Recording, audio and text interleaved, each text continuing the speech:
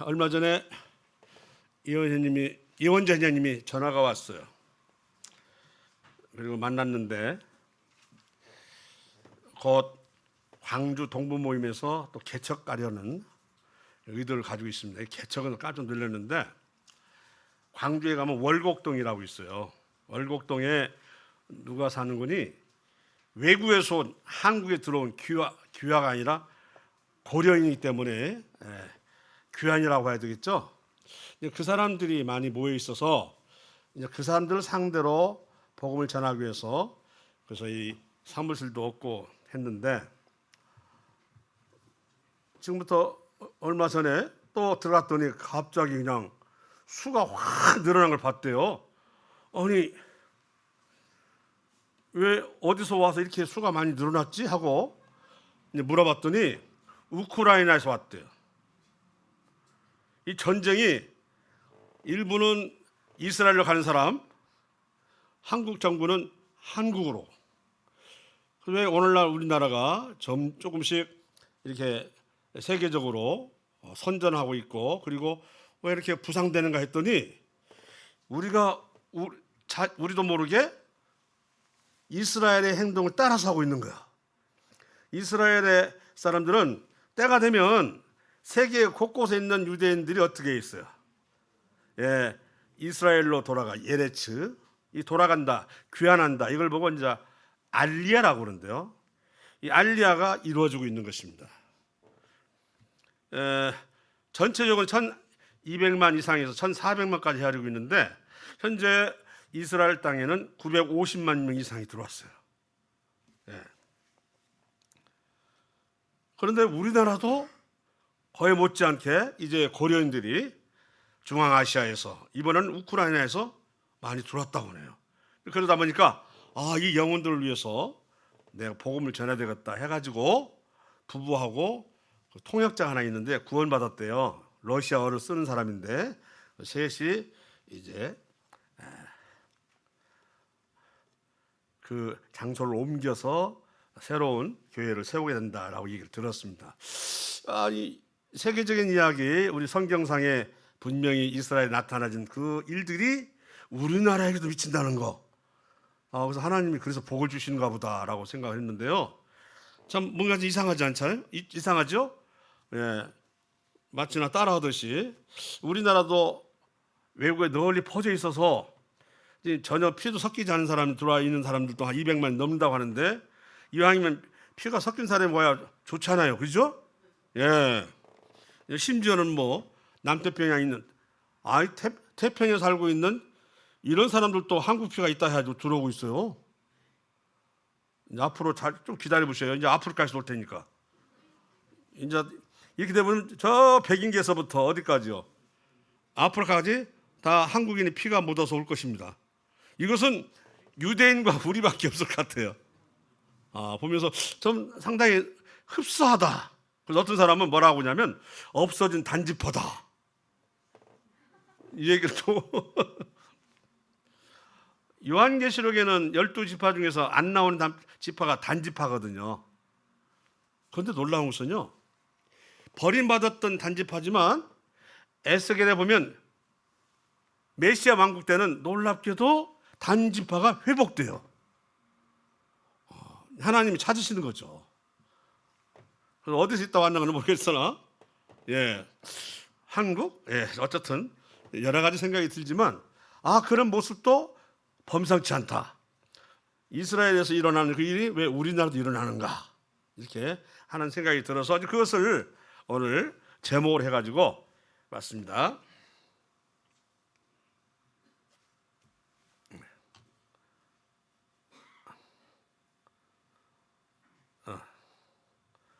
자, 회복과 예측인데요. 주제는 미래를 예측하여 침체된 신앙을 바로 세우기. 자, 곧 돌아오는 이것을 알리아라고 그러고요. 우리나라에서도 세계에서 유일하게 알리아 코리아가 있습니다. 그래서 한국에 있는 교파교회들이 돈을 모아서 유대인들이 이스라엘에 돌아가는데 도움을 주고 있다. 하나님 기뻐하시겠어요? 아니면 미워하시겠어요? 기뻐하실 일이죠. 이래저래 복 받는 일을 하고 있는 거예요. 요새 갑자기 지금 세계적으로 부상하고 이렇게 일이 올라가는 것은 그냥 거저가 아닙니다. 뭔가 성경과도 관련이 있는 것 같아요. 그렇죠? 예. 자, 미래를 예측해서 침체된 신앙을 바로 세우자라고 했고요. 말씀은 이제 뒤에 가서 짤막짤막 나오겠지만 에스겔서 24장 15절에서 19절 그리고 34장 1절에서 14절 또 37장 나오는 것도 안 썼네. 예. 자, 하나님 말씀에 대한 진정한 청종, 말씀을 듣고 종입어요. 복종해야 돼요. 저는 이런 생각이 들었습니다. 지금 우크라이나가 저렇게 전쟁을 하는데도 아직도 미적대는 유대인들이 많대요. 그러면 더 두드려 맞는다. 맞기 전에 들어오라. 제일 걱정이 되는 것은요, 이래저래 다른 나라들은 차별 정책 때문에 또는 핍박 때문에 들어올 수 있어요. 반유대주의. 근데 문제는 미국인 100만 이상 되는 미국에는 어떻게 하냐 이 말이에요. 미국에 있는 유대인들은요, 터도 잡았지, 부동산, 그 다음에 재정, 그죠? 정치, 이것을 꽉 쥐고 있어가지고 쉽게 내놓기가 어렵습니다. 그런데 그들이 안 돌아오면 하나님은 미국을 어떻게 하겠어요? 부유하겠어요? 치겠어요? 칩니다. 요새 그런 얘기가 나오는 거죠. 엉덩이가 무거워가지고 안 움직여? 우리가 다 아시다시피 그 에스더 사건, 그 사건이잖아요. 1차 기환 때 안 가가지고 미적되고 있었던 그 바벨론에서, 예, 평소에 이스라엘과 대적하던 그 아말렉 족속인 하만이라는 사람을 통해서, 예, 당시 왕의 두 번째 가는 사람을 통해서 그 자기가 인사 않는다고 성문에서 모르드게는 무슨 민족이냐, 이스라엘인들, 그래서 이스라엘 다 죽이리라 해가지고 한때 이스라엘 다 죽는 줄 알았어요. 그 소동을 겪고 난 뒤에 다시 에스라가 2차 기환할 때 따라오잖아요. 왜 그러냐면 그 사람이 한번 털을 잡으면 쉽게 옮기기가 어려워요. 자, 그런데 2000년이나 나가 있던 사람들 보고 다 버리고 짐 70kg만 챙겨서 저 팔레스타인 땅으로 가라. 그들은 예레치라 땅으로 가라. 그 땅이 좋은 땅도 아니오. 대한민국을 하려면 그나마 낫을 것 같은데 그거는 그냥 그렇게 좋은 땅이 아닌데 하나 오면 가겠느냐고요. 참 어렵습니다. 그러나 하나님은 그들을 분명히 모으실 것입니다. 예. 그래야만 그 다음 일이 전개되기 때문이죠. 자, 다음. 시대를 분별하고 오늘을 비춰보는 진정한, 오늘 이 말씀들을 통해서 그래, 오늘날 이런 일들이 일어나는 것은 어떠한 것을 말씀하고 있는가, 이걸 분별해야죠. 자, 흩어져 있는 이스라엘 사람들이 고토로 돌아가는 것은 한참 부흥기 때입니까? 아니면 마지막 때입니까? 마지막 때요. 더 이상 미적될 수가 없는 때예요. 예. 그래서 이래저래 앞서 있는 사람들의 이 얘기 듣고 보면 어떻게 죽을까 하면서 이러다가 피곤으로 쓰러져 죽을까 하면서 주님 말씀 전하다가 기도하다가 죽을까, 이런 얘기들을 하는 것이 가장 아름다운 죽음인 양 말씀하고 있어요. 사실 그 죽음이 맞죠.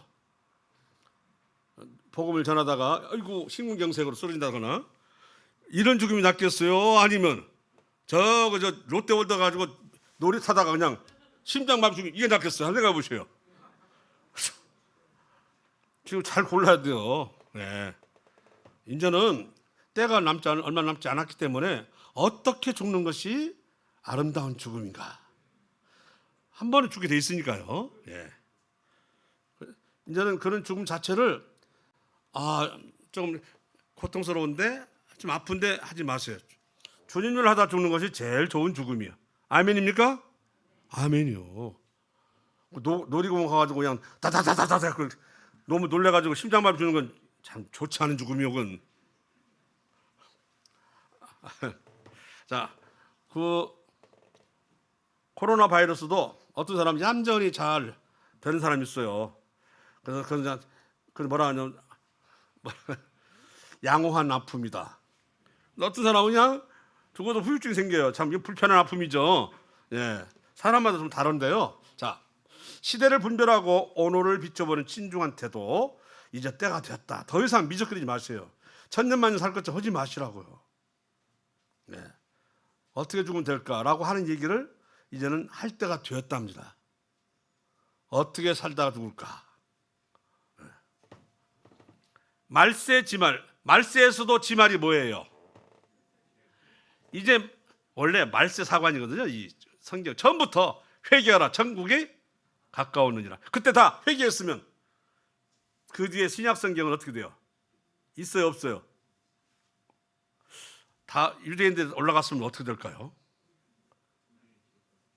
그러면 이방인들은 그냥 충만한 수가 찰 때까지 안 되는 거 아니에요?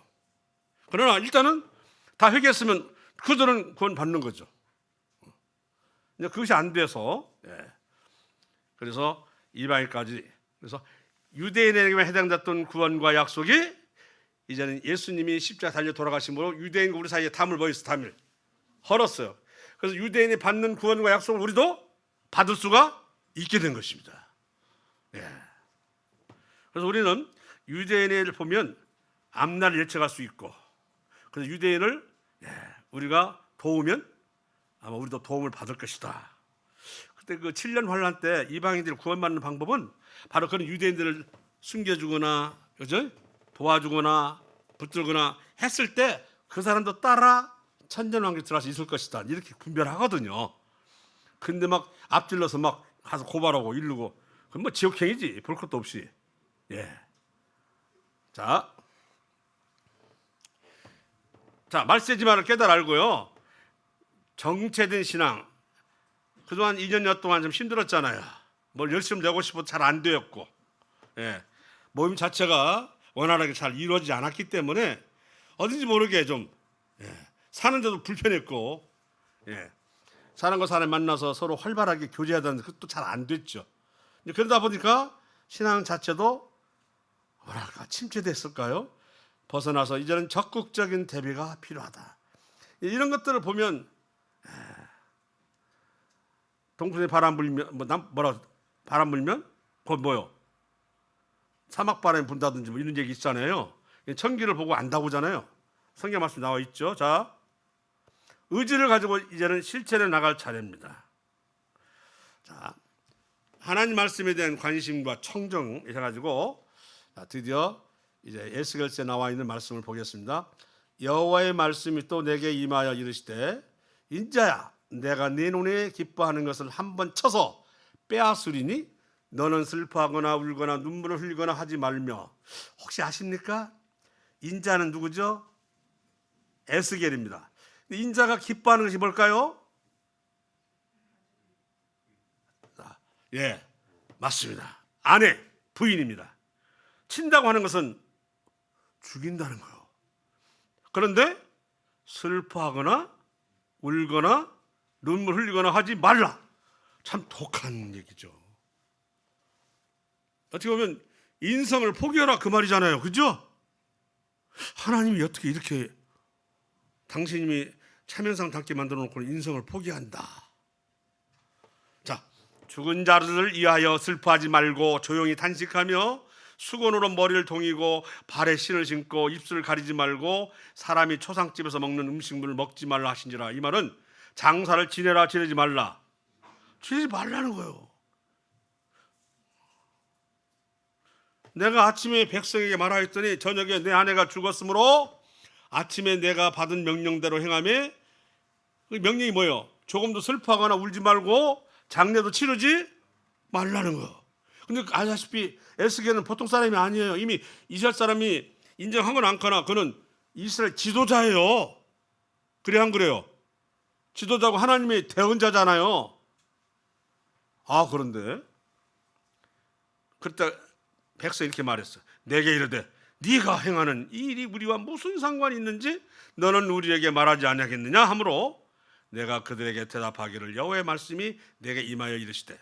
한번 생각해 보세요.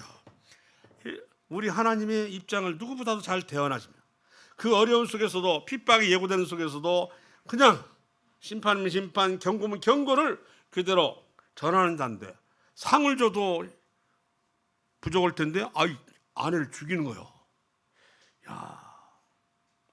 자, 방금 알았고요. 에스겔 아내의 죽음.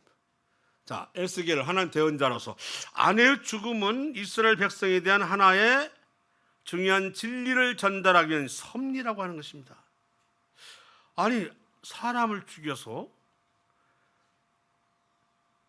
진리를 전달하기 위한 방편을 쓴다. 그냥 보면은 아직도 이해가 다 안 되죠? 에스겔의 아내의 죽음은 이런 의미 전달을 위한 희생이라고 하는 것이야. 자, 왜 그럴까? 자, 이스라엘 민족을 위한 제물로서의 희생적 죽음이에요. 그냥 넘어가면 안 돼요. 에스겔 아내는 제물이 된 거예요. 자, 제물이 된 에스겔 아내는 지옥 갔을까요? 천국 갔을까요? 예? 하나님이 제물로 썼으면 어디로 가요? 당연히 천국이죠. 하나님 어떤 일을 위해서 돌아가신 거예요.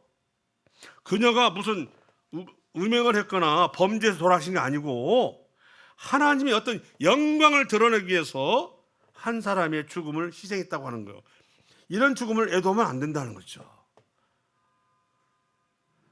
그런데 사람을 희생시킨다고 하는 것은 우리 한자로 말하면 고육지책입니다. 어떤 고육지책 알죠? 자신 육체를 학대해가지고 꾀를 만들어내는 것. 삼국지에 보면은 유비, 관우, 장비하나. 장비는 머리가 부족해요. 그래서 어느 성을 빼앗으라고 하니까 꾀를 낸다는 것이 자기 측근 있는 부하를 흠씩 패버렸어요.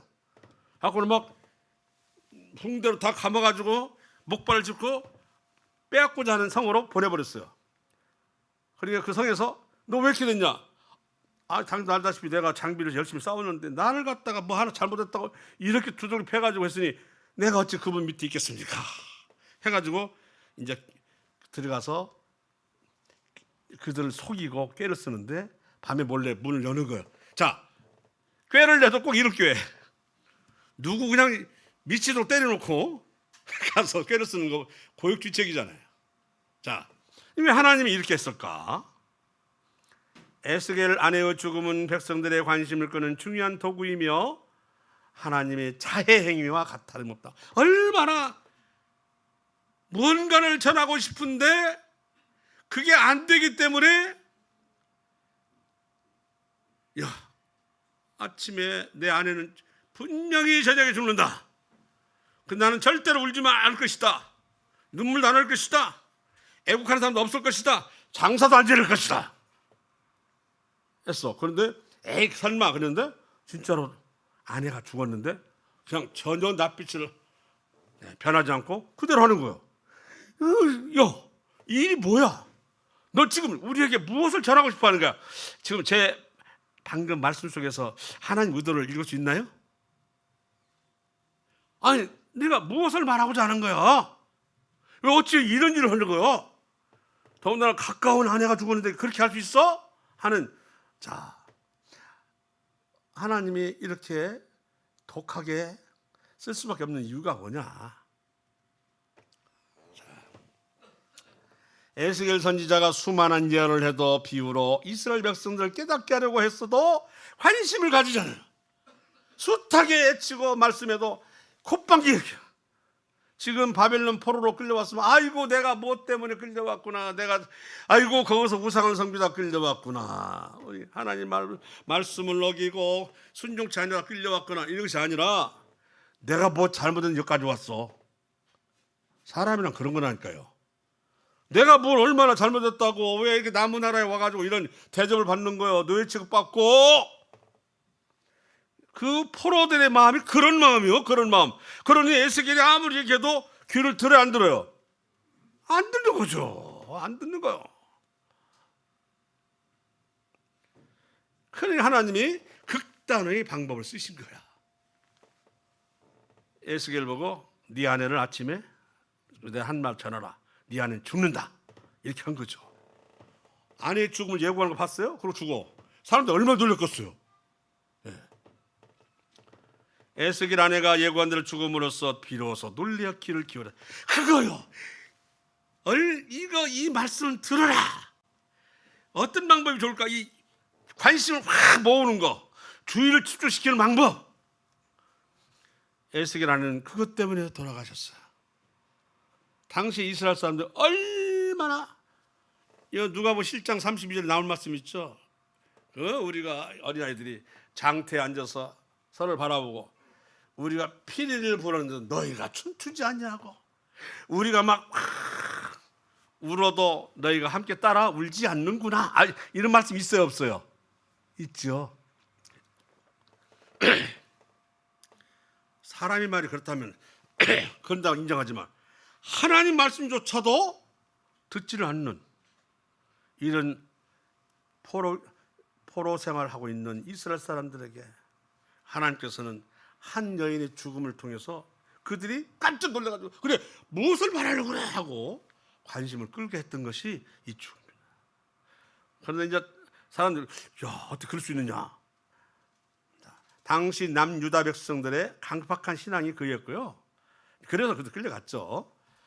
그러면 오늘날 우리의 신앙의 형편을 돌아보게 한다. 우리는 말씀하시면 잘 듣는 편입니까? 하나님이 말씀에 내가 너희 명령을 내리노니 내 말에 순종하면 복이 있고 순종치 아니하면 저주를 받으려 때 순종하고 있습니까? 요새 너무 살기 좋잖아요. 편리하잖아요. 대한민국 국격이 올라가잖아요. 전 세계는 알아주잖아요. 별로 우리는 좋아하지 않는 문화지만 막 세계로 퍼져나가잖아요. K-팝이라고 K-드라마라고 하면서. 그죠? 세계의 정신을, 심령을 지배하고 있어요. 그럼 이것이 참 좋아 보입니까? 하나님 말씀이 파고떼가지고 우리의 복음이 전파돼서 너도 나도 믿고 넘어지 이거는 정말 최고의 신앙이죠. 그런데 전혀 관계없이 인간들이야말로 열심히 닦으면 신이 된다.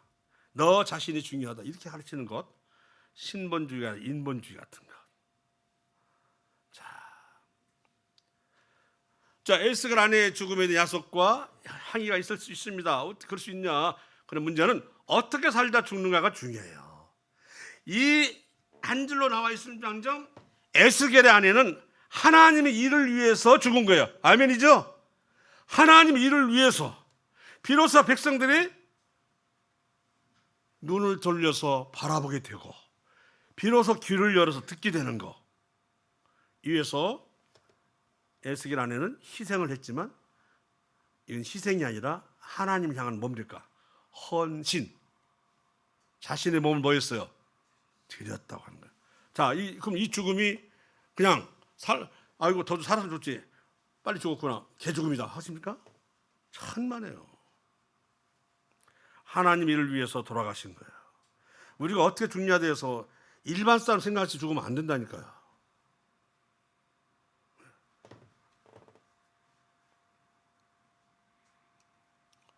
나의 죽음이 하나님의 도구로서 이스라엘 백성들을 각성하게 하여 갑질 성과를 이뤘다면 이거야말로 성공한 신앙인으로 봐야 한다. 아멘입니다. 읽겠습니다. 이사야서 57장 1, 2절 나온 말씀인데요. 의인은 죽을지라도 마음에 두는 자가 없고 진실한 이들이 거두어감을 당할지라 깨달은 자가 없도다. 의인들은 악한 자들 앞에서 불려가도다.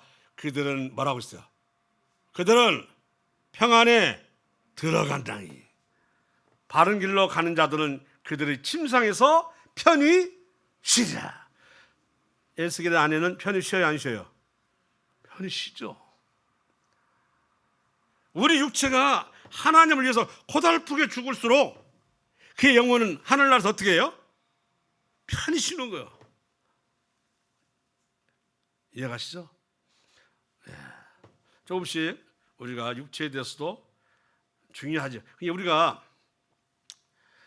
이런 말 있잖아요. 너희가 경건에 이르도록 연습하라고 했잖아요. 육체의 경건은 약간 유익하나. 그러나 뭐라고 했어요? 경건은 항상 있을 것인데 이제나 내세 약속이 있는 거예요. 경건 아시죠? 자, 다시 한번. 그들은 의인은 편안에 들어갔나니 바른 길로 가는 자들은 그들의 침상에 편히 쉬리라. 이렇게 되면 에스겔의 아내는 위로를 받는 자였습니다. 자, 오늘날 왜 제가 이 말을 하냐면 정말 이렇게까지 하지 아니하면 하나님의 말씀을 잘 들으려 하지 않고 또는 관심을 가지려 하지 않는 오늘날의 이 형편을 보고 함께 고민하자라고 하는 것입니다. 이렇게까지 필요할 정도예요. 지금 하나님의 말씀을 전하는 것이 좀 그렇지 않습니까? 어린아이들이 같이 춤추자고 열심히 피리를 불고 불어도 함께 춤추지 않는 것. 그리고 열심히 곡을 해도 함께하지 않는 것. 원래 어린아이 때 그것은 재미로 많이 하거든요. 따라서 어디서 초등학교 가서 한번 보면요, 금세 지금 모여가 어이 한다니까요. 저 어릴 때 봤어요 많이. 재미있거든요. 재밌어. 안 한다는 거죠. 자, 바로 이 아내 죽음은 하나님의 참됨을 나타내시기 위함입니다. 이같이 에스겔이 너에게 표징이 되리니 그가 행한 대로 너희가 당할지라. 이 일이 이루어지면 내가 주 여호와인 줄을 너희가 알리라 하라 하셨느니라. 하나님의 참됨을 드디어 전하시는 거죠. 이렇게 하나님이 어떤 분이신가를 강조하십니다. 하나님의 의로우심을 계시하기 위함이고요, 심판하시고 집행하시는 하나님이심을 나타내고 있습니다. 하나님은 심판도 하지만 한번 말씀하시면 그대로 뭐예요? 실행에 옮기시는 분이다 아시기 바랍니다. 저는 구약에서 최고의 주자 중 한 사람 뽑으라면 모세를 뽑을 수 있잖아요. 그 모세가 그 어려운 세계를 제패하고 있는 애굽에 가서 바로왕하고 싸워서 자기 백성들을 데리고 나왔잖아요. 그런데 백성들이 원망하는 몇 번 있었지만 그 중에 미스바의 사건이 있어요. 물이 없어서 죽겠다고 막 아우성 치고 막 원망하니까 내가 내서 언제까지 이렇게 그냥 바위를 뭐라고 했어요? 내리치라고 그랬어요? 아니면 대라고 그랬어요? 그런데 화딱지나니, 우리말로 화딱지나니까 하다가 하나님 노염을 사서 너는 가나안 때 들어갈 수가 없다고 말씀하셨고, 그 전에도 왜 12명이 정탐꾼 있죠? 정탐꾼 말에도 불순종해가지고 그 말 듣고 하나님 말씀 해가지고 이미 한자를 겪었지만, 그래서 이제 거의 느보산 하면은 바로 밑에가 이제 요단강에 넘어가면 여리고요. 거기까지 왔어. 그러니까 딱 건너가면 가나안 땅에 들어갈 수 있는 지경에 왔어. 그러니까 설그머니 하나님 여기까지 왔는데 저도 함께 들어가면 안 됩니까? 그랬어요. 하나님이 뭐라고 그랬어요? 그동안 수고가 많으니까 같이 가자 그랬습니까? 내가 안 된다고 했지. 근데 사실 가만히 생각해 보면 모세처럼 일한 사람이 어디 있어요? 그 200만 명에 해당하는 그 이스라엘 백성들을 해방시켜서 데리고 나와가지고 당신 뜻대로 다 움직여서 온갖 불만과 불평을 다 한 몸에 받아가면서 이끌었는데 공으로 치면은 그보다 더한 사람이 없잖아요. 그럼에도 하나님은 들어갈 수 없다라고 한번 하신 말씀을 거둬 주십니까? 실행하십니까? 실행이 옵니다. 사랑이 많으신 하나님이시지만 당신이 하신 말씀은 그야말로 법이기 때문에 그 법은 어기면 더 이상 법대로가 돼야 안 돼요. 안 되기 때문에 모세가 슬그머니 신명기 2장에 나오죠. 했는데도 그래서 안 된다고 했지. 그래서 아이고 어마 뜨거라. 결국 아직도 체력이 왕성한데 120세에 죽었다고 돼 있어요. 이삭은 쇠질에서 죽었는데 모세는 아직도 지금 더 움직일 수 있는 몸이지만 죽었다고 돼 있다. 심판하시고 집행하시는 하나님이심을 알아야 됩니다. 에스겔서 24장에서 말씀한 심판의 의미도 보겠습니다. 하나님의 백성들을 정결하기 위함. 에스겔에 나와 있는 심판의 의미는 일단 거기서 찾아본다면 이렇게 나와 있어요. 너의 더러운 것들 중에 음란이 그 하나이니라. 내가 너를 깨끗하게 하나 내가 깨끗이 하지 아니하니 내가 네게 향한 분노를 풀기 전에는 네 더러움이 다시 깨끗해지지 아니하리라. 정결을 위해서 심판한다 그것입니다.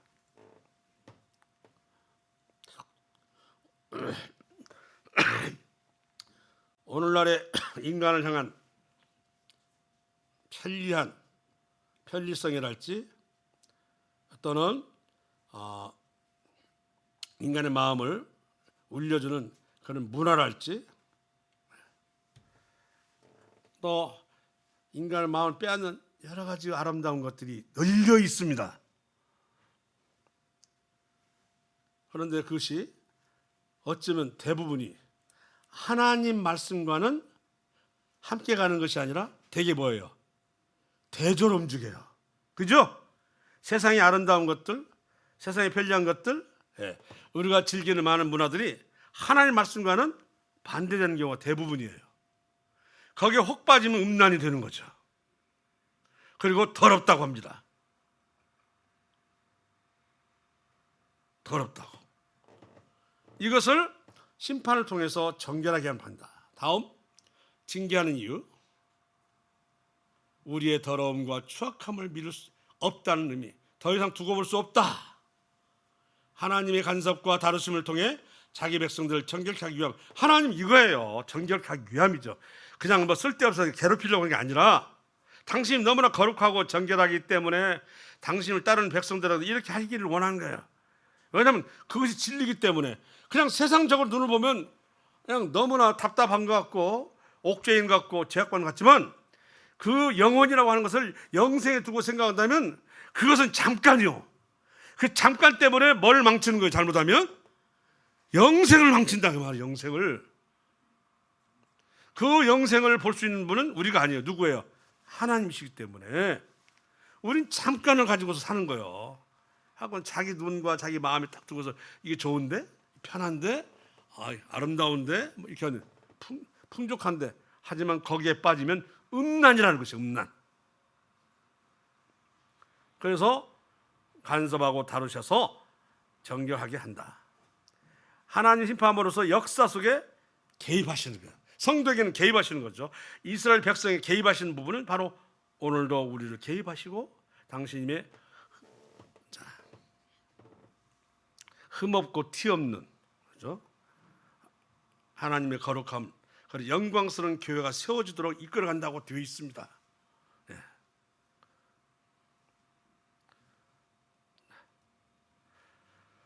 드디어 37장에 나온 마른 뼈. 희생과 의미, 뭐 잘 알죠. 이 마른 뼈 읽어보고 또 얘기합시다. 여호와께서 권능으로 내게 임재하시고 그의 영으로 나를 데리고 가서 골짜기 가운데 두셨는데 거기 뼈가 가득하더라. 아주 그냥 가서 데려가서 보라고 하면 괴롭죠.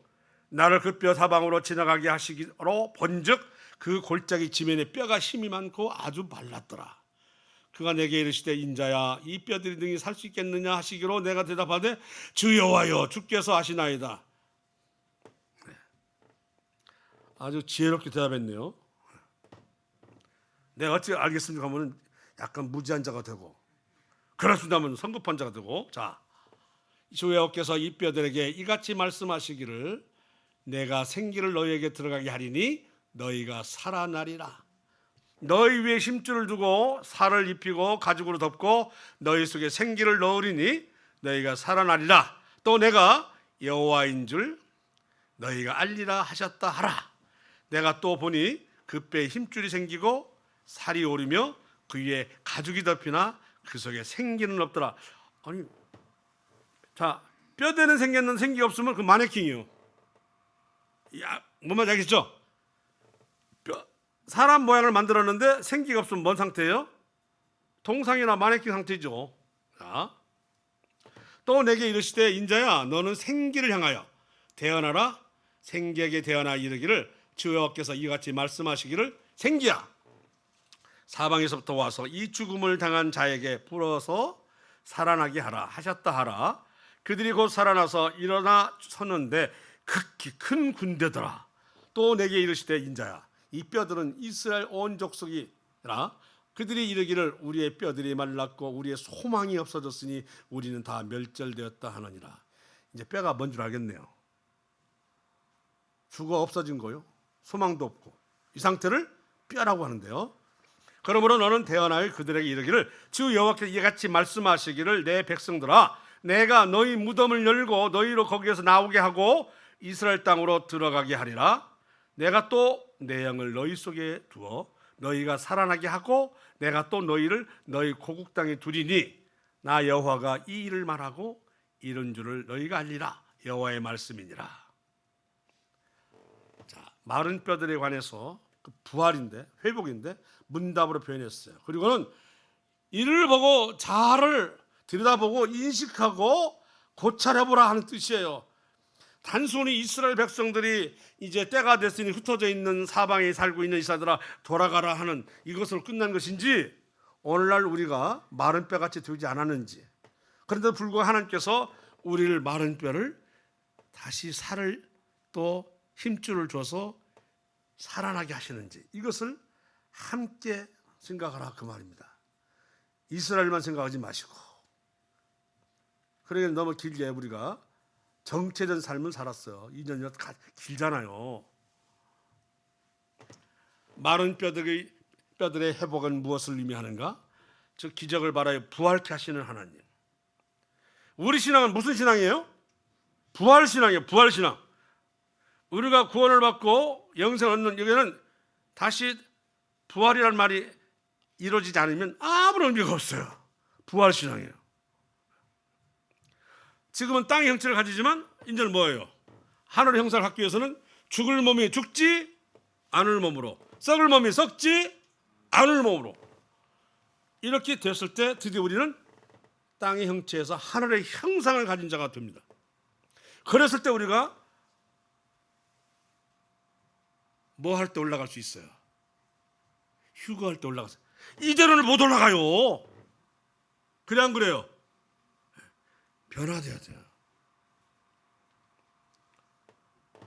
그러나 구원을 시인하고 미래에서 소망을 갖고 부활신을 가지면 이미 우리는 이 몸은 이대로 저같이 무거운 몸을 가지고 있지만 하늘에 올라갈 수 있는 상태가 되어서 올라가서 거기에 계시는 의리 그리스도인들을 영접합니다. 이게 소망이죠. 14년 전인가 삼층천을 갔다 오신 그분, 누구라 하지 않지만 사실은 다 알고 계시는 그분 누구예요? 사도 바울인데 너무 좋았나 봐요. 전에 말씀드렸죠. 우리가 천국을 보고 오면은 이 세상에 있는 것이 어떻게 되냐? 만사가 귀찮여. 눈에 들어도 들어오지 않아요. 세파 K-드라마 전혀 의미가 없어. 천국이 얼마나 황홀한데. 그래갖고 나서 이러고 저러라고 했더니 아니 물에 빠져갖고 가고 싶다. 이럴까봐 안 보여준대요. 그렇게 말로는 표현할 수 없는 그것이 바로 천국입니다. 어떤 자매님이 늘 15평 이내에 살다가 천국에 가면은 그래요. 천국 가면은 내가 잠잘 수 있는, 내가 거주할 수 있는 곳은 어느 정도 될까요? 어느 정도 되기를 원해요. 한 40평? 자, 소박하지만 그것만 돼도 천국을 얘기했다는 그 자매님 마음이 너무래. 야, 저분은 천국 제대로 느끼시는가 보다. 그랬다고 그걸 소개하시는 강사님이 여기서 감동받은 적이 있어요. 한 40평? 40평만 돼도 천국으로 여기겠다는 것. 그러니 천국 보면 어떡하겠어요? 이제 그거 가서 보면. 일단 천국을 뭐라고 되냐면 다시는 울 일이 없다는 거예요. 아플 일도 없고 울을 일도 없고 사망도 없다. 이렇게 되면 뭘로 표현하겠어요? 이것을 이런 세계라고 말하는데, 그런데 이 세계는 오늘 우리가 살고 있는 아무리 국민소득이 10만 불 가도 이건 항상 있어가면서 인간을 괴롭히는 거거든요. 이해가시죠? 20만 불 내도 괴롭히는 것이죠. 그런데 그 세계는 그렇다니요. 눈물을 흘릴 일이 없대요. 울 일도 없고 상함도 없고 아플 일도 없고 죽을 일도 없다니 어떤 세상일까? 어떤 세상이요? 천국이죠. 그냥 늘 아프고 때로는 눈물도 흘리고 그저 상하기도 하고 죽음이 두려워하고 이런 세계가 조금 형편이 좋다고 막 거기에 천년만하고 논다. 이게 하나님 보시기에 어떻겠어요? 잠시 끝날 그걸 그렇게 좋아하냐? 그래서 세상에 너무나 따라하는구나. 이 음란쟁이 이렇게 보는 거죠. 우리는 하루가 길어요. 하나님은 천년이 하루같이 여긴다는 거 아니오. 그 눈을 모르니까 우리는 항상 눈앞에 보이는 것만 현상만 보고 판단하고 측량하고 그런 것입니다. 예. 그런데 그 세계를 넓히 볼 수 있는 것은 세상의 어떤 지식도 아니에요. 성경을 봐야 보입니다.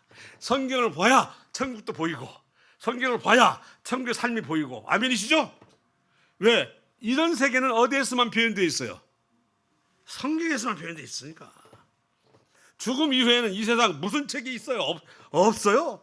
이순신 장군 있을까요? 없어요. 공자? 내가 그분들 내가 지금 뭐라 하려는 건 아니에요. 존경하는 분들이요. 하여튼 모르는 거. 마른 뼈는 생기가 없는 정도가 아니라 아까 뭐라고 했어요? 소망이 사라진 사실상 죽은 상태야. 그러면 성령이 소멸한 상태로 봐야 되겠죠. 성령이 소멸했단 말은 물론 구원받은 자가 소멸할 수 있다. 소멸을 한다고 해서 확 없어지는 게 아니라 아주 쪼그라들어서 어떻게 신앙적 활동할 수 있다 없다. 없는 상태를 성령이 소멸했다 보는 거죠. 네. 말씀을 봐도 잘 안 깨달아지고 뭘 들어도 자꾸 하고자 하는 마음도 없고 귀찮아지고 하는 거죠. 네. 믿음이나 신앙의 의미를 전혀 말할 수 없는 단계가 바로 마른 뼈야. 이스라엘의 그리스도의 죽음과 디아스포라로 인해 영적으로 사망한 상태. 디아스포라. 우리나라가요. 이스라엘만 디아스포라가 아니야. 이스라엘은 물론 민족적으로 우명을 저질러 가지고 우상 섬교하다가 남유다 586년 BC 망해가지고 저 바벨론을 끌려갔죠. 우리나라 사람들이 우리나라가 살기 어려워서 피해가지고 연해주 만주로 갔는데 연해주에서 어디로 보냈어요? 중앙아시아로 보냈잖아요. 우리나라 왜 똑같이 그런 경향이 있어요? 우리도 디아스포라예요. 지금 우리나라가 야 우리나라 들어와 하는 것이 뭐냐면 바벨론에 포로로 있던 사람 보고 이스라엘 가듯이 지금 그렇게 디아스포라 포로된 생활 있던 사람들을 우리나라 들여오라고 하는 성경에 나온 내용을 답습하는 거예요. 지금 우리나라 보통 민족이 아니에요. 꼭 유대인 하는 거 똑같이 되어가고 있어요. 그래서 여러 예언 목사들이 그래서 지금은 한국을 중심으로 성령이 움직이고 있다라고 말하고 있는 것이 그거예요. 가만히 생각해 볼수록 왜 이렇게 이스라엘 하는 거고 닮았나 몰라요. 그죠? 닮았다니까요. 그래서 하나님이 대한민국을 놓을 수가 없는 거예요. 놓을 수가 없어요. 감사해야죠. 다른 나라는 놓을 수가 없고 하나는 대한민국 놓을 수가 없다고 생각하는 것이 그겁니다. 어떻게 닮아가는지 모르겠어요. 아까 말씀드린 알리아 현상 보토로 교환하는 것도 같고 또 바벨을 끌려가는 것처럼 연해주도 우리 백성들을 저 중앙아시아를 끌려가게 만들고 어찌 그렇게 비슷한가 모르겠어요. 사망과 다름없는 현 이스라엘이 다시 부활해야 한다는 징조를 어떻게 알며 어떻게 분별해야 할까? 자, 이스라엘 부활의 징조가 있죠. 잘 알고 있죠. 이스라엘 건국 1948년 5월 14일입니까? 2000년 동안 헤매고 돌아다니다가 드디어 2차 대전을 맞이하고 히틀러에 의해서 600만 명이 죽었어요. 이건 전무후무한 학살이죠. 근데 그 학살을 알고 봤더니 이스라엘 세우기 위한 엉덩이가 무겁고 그냥 안 움직이는 그 이스라엘 백성들을 다시 고토로 들여보내기 위한 고육지책이었다. 좋아서 하신 거 아니에요. 그렇게 안 하면 안 돌아가니까. 아시겠죠? 이제 이해하시죠? 그렇게 안 하면 안 돌아가.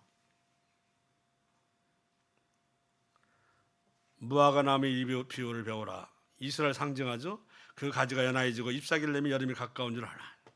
우리는 겨울이 계절의 끝이지만 이스라엘은 계절의 끝이 어디예요? 여름이요, 여름. 이와 같이 너희도 이 모든 일을 보거든 인자가 가까이 곧 문 앞에 이른 줄 알라. 내가 진실로 너에게 말하노니 이 세대가 지나가기 전에 이 일이 다 이루어나리라. 마태오 24장 30절에 나와 있는 말씀을 통해서 이스라엘 부활의 징조를 우리가 다 알고 있어. 하도 많이 배워서 알고 있습니다. 세워져 있잖아요, 나라가. 또 유대인들이 전 세계에서 현 이스라엘로 돌아올 때 그들에게 이르기를 주 여호와께서 이와 같이 말씀하시기를 내가 이스라엘 자손을 잡혀간 여러 나라에서 인도하며 그 사방에서 모아서 그 고국 땅으로 돌아가게 하고 그 땅 이스라엘 모든 산에서 그들이 한 나라를 이루어서 한 임금이 모두 다스리게 하리니 그들이 다시는 두 민족이 되지 아니하며 두 나라로 나누이지 아니할지라. 꼭 우리나라 보는 것 같습니다. 머지않아 우리가 통일되면 다시는 둘로 나누지 안 나눠져? 안 나눠지라고 하는 것을 말씀을 보이잖아요. 지금 이스라엘 두고 말씀하지만 어쩌면 그렇게 대한민국을 또 닮았는지 모르겠어요. 저는 이걸 보면서도 마음이 벅차요. 야, 이 말씀이 우리나라 현 시대와 또 이렇게 연결이 되는가. 이 마른 뼈의 생기는요, 남한도 마찬가지지만 통일됐을 때 북한에 죽어가는 영혼들이 살아나는 거 이해하십니까? 이것도 관련이 되는 거예요. 하나님 말씀은 꼭 이스라엘만 해당되는 거 아니잖아요, 그죠? 오늘날 이런 마른 뼈는 우리나라도 필요하고요. 현재 우리 정체된 우리 신앙도 마찬가지고요. 여기 뭐라고 했어요? 두 민족이 되지 아니하며 두 나라로 나누이지 아니할다고 했잖아요. 지금은 나눠서 안 나눠졌어요? 나눠졌잖아요. 오히려 두 나라로 나눠졌다는 말 저는 이해가 잘 안 가지만 오히려 대한민국 딱 맞네. 2,400만 명.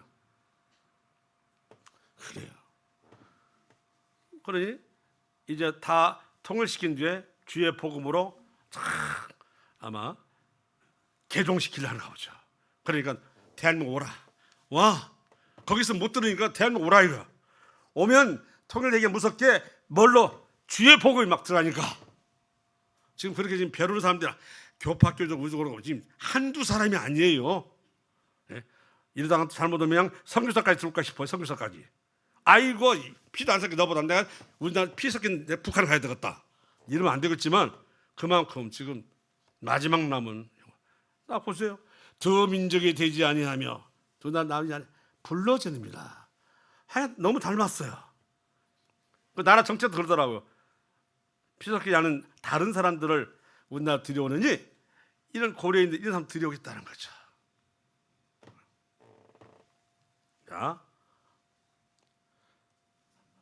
자, 육적인 회복 볼까요?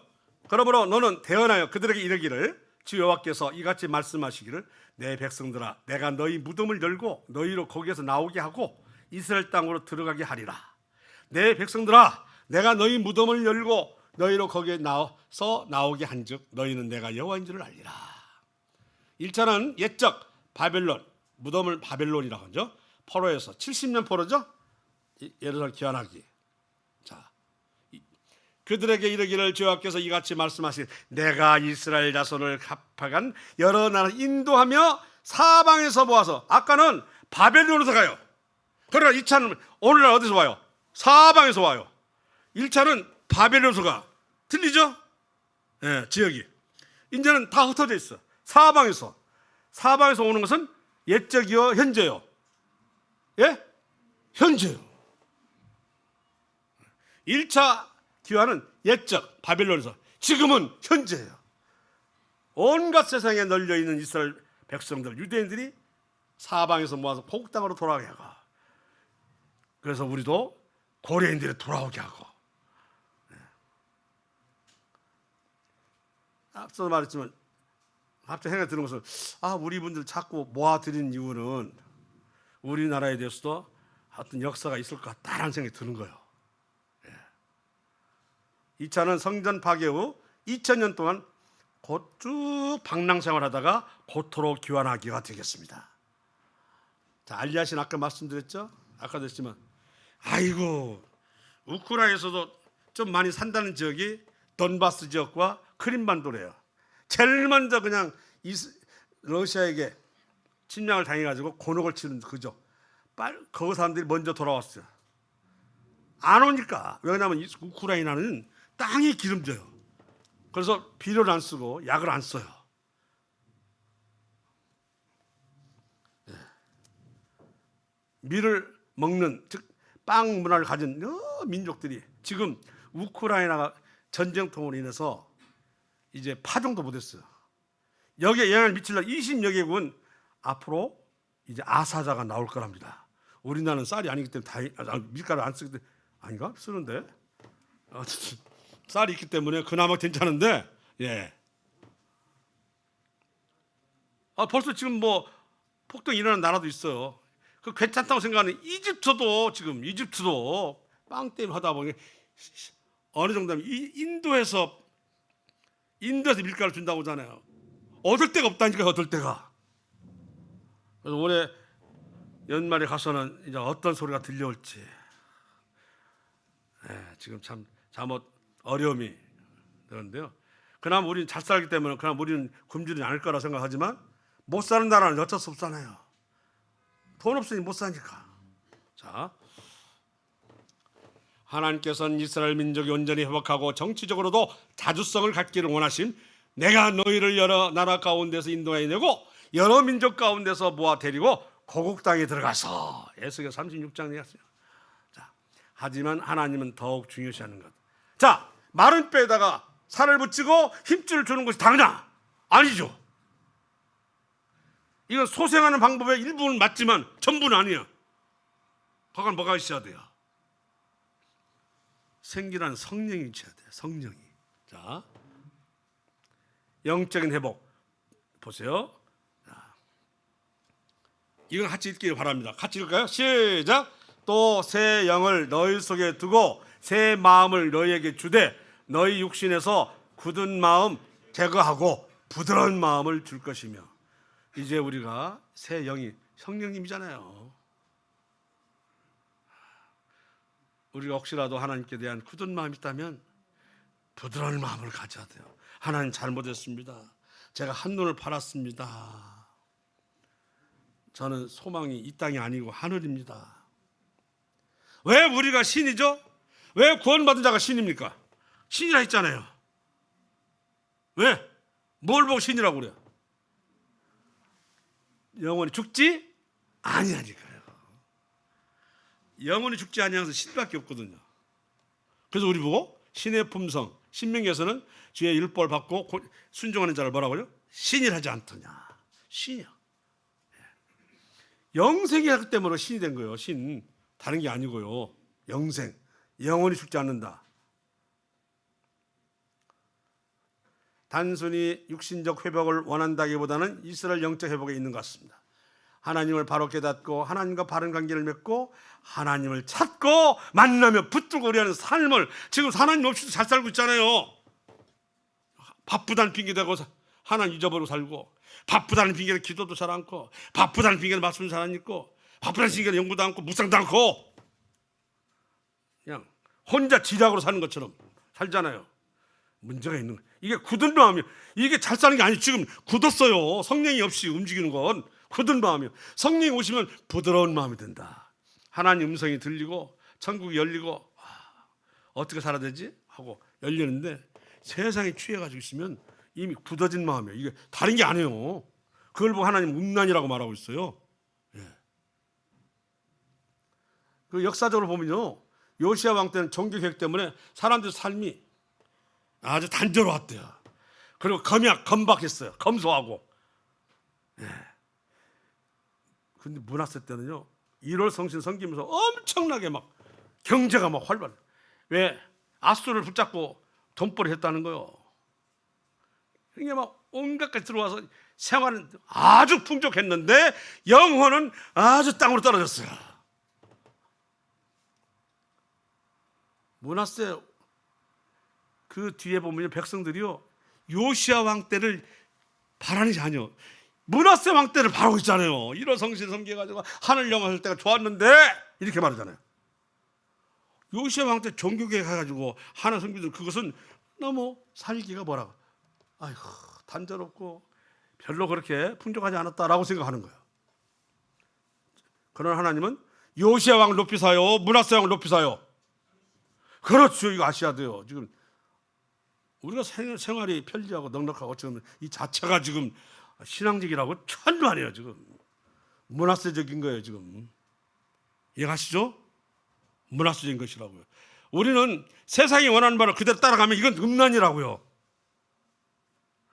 우리는 세상적인 풍습과 관습을 그대로 따라하는 것은 하나님 원하는 게 아니에요. 그것은. 그건 착각하고 있어요. 우리도 세상에서도 우리도 할 수 있으면 이름도 나고 할 수 있으면 가져가지고 너 돕고 말은 좋은데 언제 하나님이 그거 해달라. 내가 언제 너 보고 성전을 좋게 기어달라고 하더냐 그랬잖아요. 나 성막에도 좋아. 내 말만 듣고 따라가면 난 성막으로 만족해. 이게 하나님 말씀이잖아요. 그죠? 백향목으로 막 짓고 금으로 입히고 내가 언제 그런 성전을 지어달라고 했더냐고 말씀하시는데 사람들은 착각을 해요. 내가 좀 잘 사니까 내가 신앙적이지. 하나님 모시게 좋게. 금으로 입히고 백향목 사다 두고 이게 인간적인 생각이에요. 하나님은 관계없다니까. 이지. 우리가 지금 어떻게 생각하고 있는가에 대해서 지금 사고서부터 바꿔야 돼요. 지금 그렇지 않으면 큰일 나요. 제가 생각하는 것이 맞지나 하나님도 같은 걸 생각하는 천만이죠. 저 여리고의 바디메오, 저 사람 어릴 때부터 소경이 돼가지고 거린이 됐습니까? 하나님 그를 기도할 때 그를 빨리 눈을 뜨게 하십시오. 그런데 그렇게 기도했다는 안 된단 말이야. 저 바디메오 아들이 왜 저렇게 어릴 때부터 소경이 되었습니까? 하나님 무슨 뜻이 있습니까? 이래야 돼요. 기도인데 우리는 안 그래요. 저렇게 어릴 때부터 그러니까 무슨 죄가 있습니까? 근데 왜 소견돼가지고 자라서 거지나 만듭니까? 이런 식이요. 기도도 하나님은 바디메오를 통해서 뭐라고 써요? 영광을 드러내게 산다고 돼 있어요. 우리가 얼마나 지금 자기 생각에 갇혀 있는가 몰라요. 바꾸지 않으면 하나님의 질적 대상이 되는 거. 자, 새 영을 너희 속에 두고 새 마음을 너희에게 주되 너희 육신에서 굳은 마음을 제거하고 세상을 향하고 세상을 짝하고 세상을 좋아하고 세상적인 삶이 즐기고. 이건 부드러운 마음이 아닙니다. 이건 굳은 마음이에요. 문하스에 살 때가 좋았구나. 그 왕이 오래 살아서 다행이구나. 그때는 넉넉했고. 이것이 지금 부드러운 마음일까요? 굳은 마음일까요? 굳은 마음이잖아요. 요시야 왕 때는 단조로웠다. 너무 검소해서 풍족한 줄 몰랐다. 그런데 그것은 뭐예요? 하나님께서 원하는 삶이었습니다. 그러니까 이 세상과 하나님 원하는 것이 잘 보시라고요. 우리가 착각하고 사는 게 많아요. 지금 너무나 세상에 쩔어 살았다 하는 것이죠.